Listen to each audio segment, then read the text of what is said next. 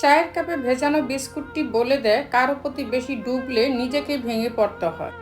খুচরো পয়সার আওয়াজ সবসময় বেশি হয়, কিন্তু বেশি টাকার নোটে কোনো শব্দ নেই। তাই সকলকে নিজের মূল্য বোঝাতে সবসময় চুপ থাকো, সময় তোমার মূল্য ঠিক সকলকে বুঝিয়ে দেবে।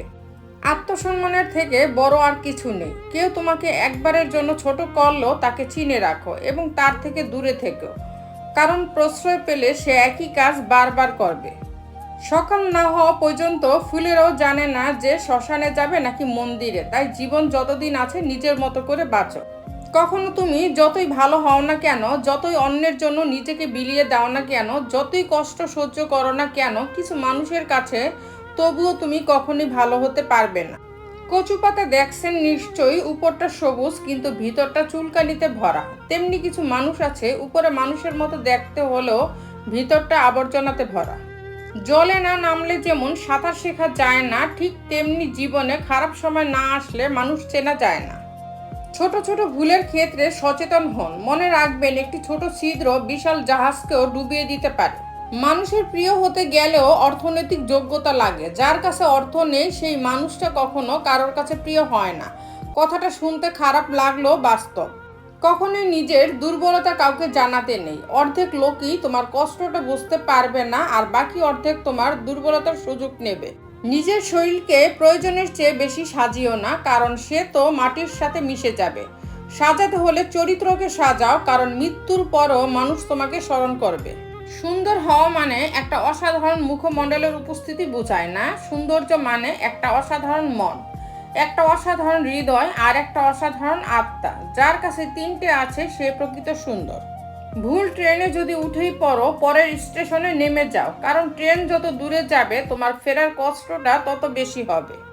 জীবন মোমবাতি নয়, তবুও নিভে যায়। মনটা আয়না নয়, তবুও ভেঙে যায়। স্বপ্নগুলো পাখি নয়, তবুও উড়ে যায়। মানুষ আবহাওয়া নয়, তবুও সময়ের সাথে বদলে যায়।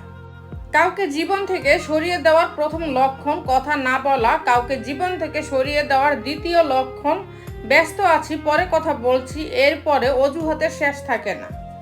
জীবনে দুই ধরনের মানুষের কাছ থেকে দূরে থাকো। এক, ব্যস্ত মানুষ। দুই, স্বার্থপর মানুষ। কারণ ব্যস্ত মানুষগুলো তার ইচ্ছে মতো তোমার সাথে কথা বলবে, আর স্বার্থপর মানুষগুলো তার দরকারে তোমার সাথে কথা বলবে। নিজ থেকে কাউকে আপন করতে যেও না। এক সময় হয়তো তার অবহেলা সহ্য করতে পারবে না। সবাইকে বিশ্বাস করলে বিশ্বাস কথাটি মূল্যহীন হয়ে যায়। যা তুমি দেখাও তার চেয়েও তোমার বেশি থাকা উচিত। যা তুমি জানো তার থেকে তোমার কম বলা উচিত। ক্ষমা তাকেই করো যে ভুল করেছে, কিন্তু ক্ষমা তাকে করো না যে বেইমানি করেছে।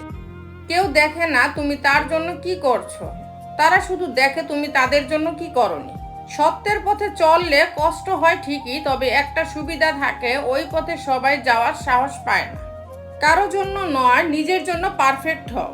সাপ যদি ঘরের মধ্যে ঢুকে যায়, লোকে তাকে লাঠি দিয়ে মারে। আর যদি সাপকে মন্দিরের শিবলিঙ্গের উপর দেখতে পায়, তখন তাকে পুজো করে, দুধ খাওয়ায়।